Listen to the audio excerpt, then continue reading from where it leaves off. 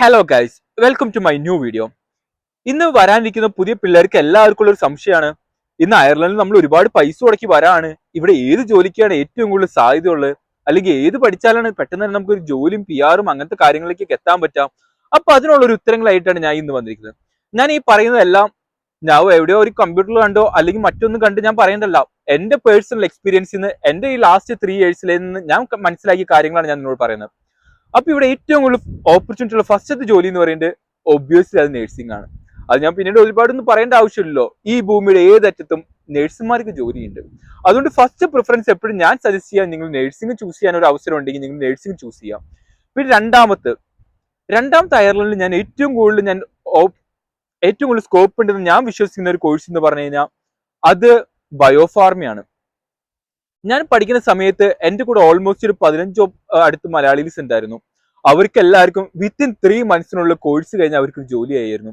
Almost എല്ലാവരും graduate ആവണേക്കാളും മുമ്പേ തന്നെ അവർ നല്ലൊരു പ്ലേസ്മെന്റിൽ എത്തിയായിരുന്നു. അതുകൊണ്ട് തന്നെ ഞാൻ പറയുകയാണെങ്കിൽ ഏറ്റവും കൂടുതൽ അടുത്ത ഓപ്ഷൻ ഉള്ളത് ബയോഫാർമയ്ക്കാണ്. പിന്നീട് ഞാൻ സ്കോപ്പ് ഉണ്ടെന്ന് ഞാൻ വിശ്വസിക്കുന്ന ഒരു ഫീൽഡ് എന്ന് പറയുന്നത് അത് സോഫ്റ്റ്വെയർ ഫീൽഡ് ആണ്. എന്തുകൊണ്ട് സോഫ്റ്റ്വെയർ ഫീൽഡ് എന്ന് പറഞ്ഞു കഴിഞ്ഞാൽ അവർക്ക് ആദ്യം ജോലി കിട്ടാൻ ചെറിയൊരു ബുദ്ധിമുട്ടുണ്ട്. അത് ഞാൻ പേഴ്സണലി കണ്ടേക്കുന്നതാണ് എന്റെ ഫ്രണ്ട്സിന്റെ ഇടയിൽ. കുറച്ച് പേർക്ക് ജോലി ആയവരുണ്ട്, കുറച്ച് പേർക്ക് ഇപ്പോഴും ജോലി ആവാത്തവരുണ്ട്. പക്ഷെ ജോലി ആവുന്നവർക്ക് അവരുടെ പാക്കേജ് എന്ന് പറഞ്ഞാൽ ഒരു ഒന്നൊന്നര പാക്കേജ് ആയിരിക്കും. അത് നിങ്ങൾ ഇവിടെ എത്തി പലരുടെ പാക്കേജുകൾ നീ കേട്ട് കഴിഞ്ഞാൽ നിങ്ങൾക്ക് മനസ്സിലാവും. എനിക്കറിയാവുന്ന 2 പേരുണ്ട്.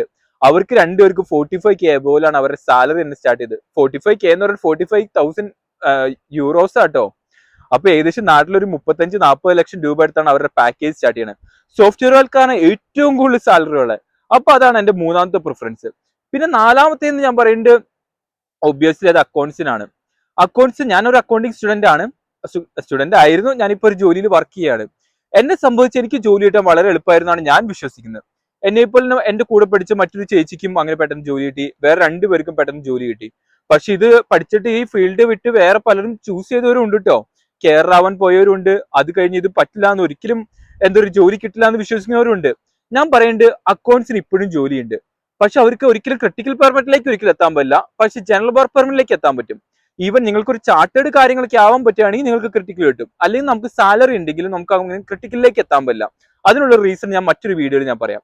ഈ 4 എന്റെ ഏറ്റവും സാധ്യതയുണ്ടെന്ന് ഞാൻ വിശ്വസിക്കുന്നത്. പിന്നെ ഷെഫുമാർക്ക് സ്കോപ്പ് ഉണ്ട് കേട്ടോ. എന്റെ കൂടെ പഠിച്ച ഒരുത്തിന് നല്ലൊരു ജോലി കിട്ടി. അവനിപ്പോ ജനറൽ വർക്ക് പെർമിറ്റിന് അപ്ലൈ ഉണ്ട്.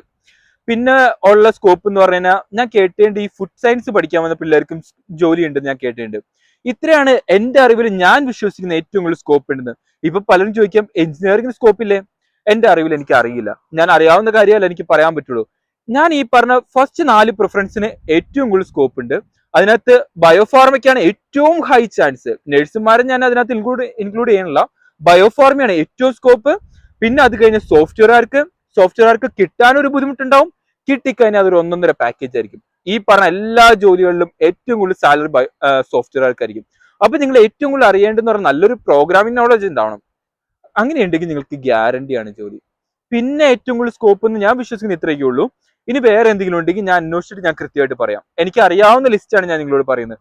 ഇതിനകത്ത് എന്റെ എക്സ്പീരിയൻസിൽ ഞാൻ കണ്ട കാര്യങ്ങളാണ് ഞാൻ പറയുന്നത്. Thank you.